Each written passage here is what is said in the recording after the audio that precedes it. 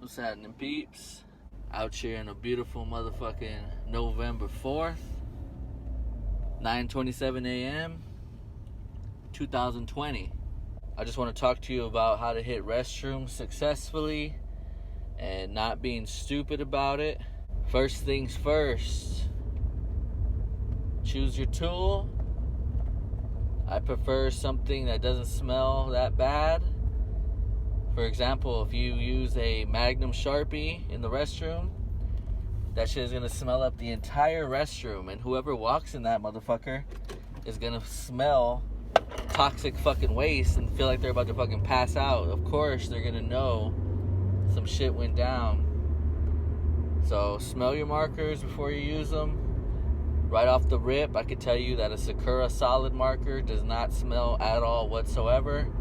It also dries really quickly. The worst thing you can use is what I've been having to use for these reviews, like a fucking a paint marker or a fucking mop.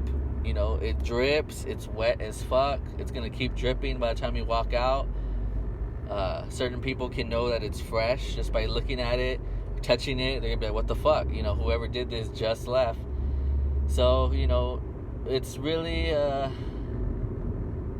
it'll behoove you to utilize an ink that'll dry quickly and that doesn't smell. Just trust me on that. So, a couple of precautions I take before I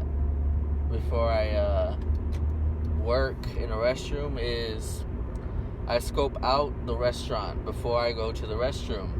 I look at how busy it is, how many customers there are getting up to use the restroom. I look at employees. Obviously, if all I'm seeing is female employees, I have a great chance they're not walking into the men's room every 20 minutes. So that's a plus, seeing all female employees. If I see too many people getting up to go to the restroom, that's also a fucking X. I'm canceling a boarding mission. If I see any employees with a mop bucket and their little rag and their little sprayer and they're walking around cleaning shit, it's a big no-no. Because if they walk in, you know, their job is cleaning up graffiti, so they're obviously going to be looking for somebody if they see some fresh shit. There's also a great chance they're walking in to scrub the toilets, so that's a big no-no. Let me see here. If you see, obviously the owner, they have little clipboards, little papers, they're sitting down interviewing people. Corporates in the area, that's another no-no. If the restroom's near the exit, that's even better. You know, you go in, do a little scribble scrabble, whatever.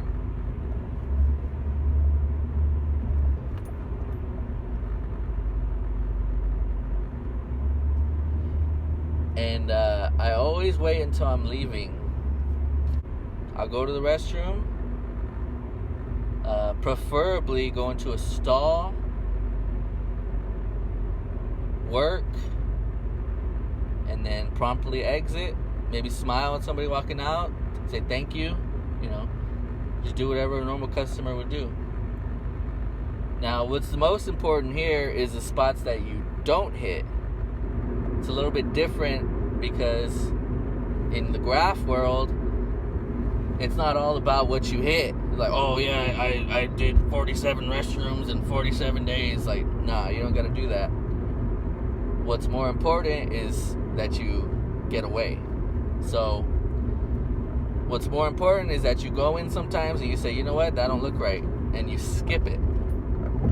I could have finished all of fucking season 2 in one day if I wasn't skipping spots, but I skipped spots strategically, and I skip spots according to what I see. So, utilize your brain, utilize your eyes. There are also super strategic spots that I hit, such as I'll call it like a secret spot, because you can do it and then you alter or rearrange something within that restroom and you're effectively hiding it until, you know, it moves or shifts back. For example, like the baby changing stations, you can right on the outside of it, then open it. You understand? So it's like this, you're riding on the palm, open it, and you leave. People are going to go in there for hours, most likely, without changing a baby. Okay, someone goes in and changes a baby, they close it, revealing your work. But anybody going in, any employees, whatever, they're going to find out about this, an hour, 2 hours, 2 days later, whatever. Another one is trash cans, like loose trash cans, big ass trash cans they have in there, and like Valeros and shit. Hit those, the front or the back, and then you turn that bitch against the corner. No one sees nothing. And then one day they're going to be changing the bag, and they're going to throw it back. Boom, there it is, revealed. In my Grog 15 cutter video, you saw it. There was a panel that was open. I wrote on the inside of the fucking panel, then I closed it. Now, these types of spots are what I do when it's maybe not the most safest time to hit that restroom, right? But it's still risky, so I would recommend doing that in great conditions because, it ain't worth it, man. Straight up. So, that's some more info on restrooms. On my first motherfucking video, The Rebel's Guide to Graph, Not Getting Caught, I told you I was going to talk to you more about restrooms. I said I loved them, and I'm going to make a video specifically on them. So here it is, motherfucker. This isn't one of my typical weekly videos. This is not season 2, episode 4. This is a motherfucking me saying what's up to you and hollering at you. And if you're not subscribed, please subscribe, because that keeps my channel growing. It keeps me motivated to make these videos, because at this point, after a couple of months, it's getting to be more like a job. You know what I mean? Like, I love doing graph, you know that. But do you understand? I have to hold my phone in my left hand, my marker in my right hand, so automatically, there's some weird shit going on. I gotta deal with me missing footage. I didn't hit the record button. I'm writing what I'm supposed to write for the tube, trying to hit people up, stuff like that. Obviously, if I wasn't doing that, I could just focus on my own messages and shit like that. But that's not exactly where I'm at right now. So show me the love, and I'm gonna keep showing the love back. This shit is not a cakewalk, walk in the park. Eventually, I do want to upgrade my studio area. I want to get a GoPro, a head mount.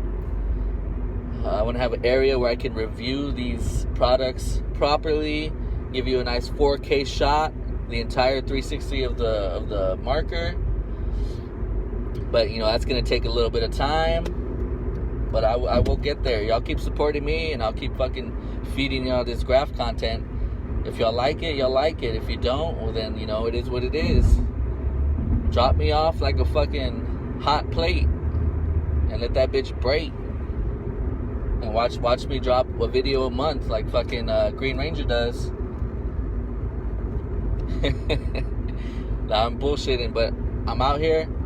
I'm getting footage. Every day I got that new marker in my pocket, and I'm waiting for a spot. And I'm waiting and for the perfect opportunity.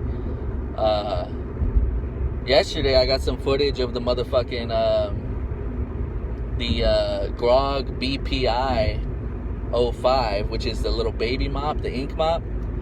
I actually refilled it with some of the Grog bulletproof paint, and man, it was fucking gorgeous. It was like a fucking a navy blue mixed with an electric blue. It had a fucking pop to it. And I hit this right. I got some beautiful footage of it. I'm telling you, it's going to be at the end of that video. And the reason it's going to be at the end of that video is because I dropped that bitch out of my pocket last night. I looked all under my seat. I looked in all of my fucking pockets. I fucking tore the car apart, cleaned the entire car. And that shit is fucking gone. So someone's going to find that shit. But, Mommy, what's this? He's going to go color in his coloring book. Start making some real motherfucking art. But that's that shit I'm talking about. I'd rather be out here with a little magic ink glass body, cutting some incognito shit, you know, not having to worry about capturing it on film. But that's what I'm doing with this channel, and I have no intentions of stopping. So do me a favor, subscribe if you ain't subscribed, if you like this shit. If you don't like it and you just clicked on it and you click off 10 seconds later, then fuck it, don't do shit. But if this is something that you think the tube needs or something that you enjoy personally, I'd appreciate that subscription. Other than that, y'all have a great motherfucking Wednesday. Stay true to yourself above all. Don't worry about what people fucking think about you. Set your goals. I told y'all last week to set 3 long-term goals and 3 short-term goals. Did you do it? If you didn't do it right now. Get your motherfucking mice turning in your brain. Drink you a cup of coffee, a Coca-Cola, and just start, you know, thinking. Think about what you want to do with your life. Keep that shit positive. Keep that shit rolling. Turn off the motherfucking TV.